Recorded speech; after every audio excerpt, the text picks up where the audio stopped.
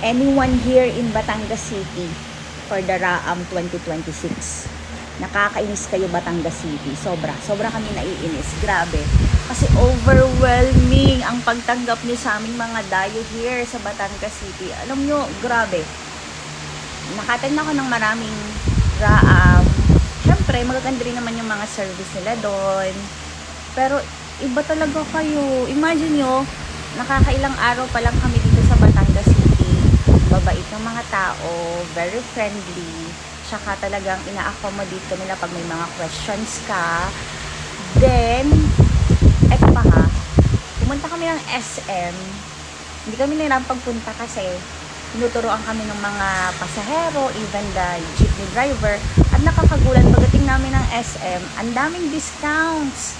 So may mga 10% discount, 20% sa mga kainan, department store, even yung mga bilihan, 50% off. Akala namin dun lang, hanggang dun lang ha, Batangas City.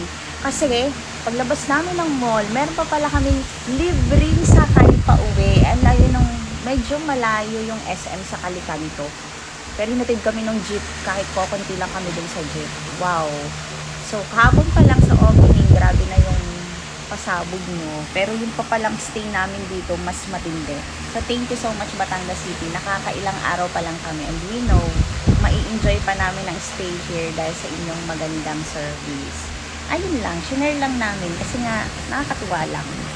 Kahit dito sa amin, sa school namin, dito sa Calicanto Elementary School, ang babait ng mama at sir, very accommodating din. Tapos, kapag may question ka, talagang sasagutin nila yun. And then, ina-update ka pa nila. Even yung mga security nila, mga police, yan, tanod. And thank you so much, Batangas City. And I think we're going to enjoy our stay here for ilang days. Ayun lang.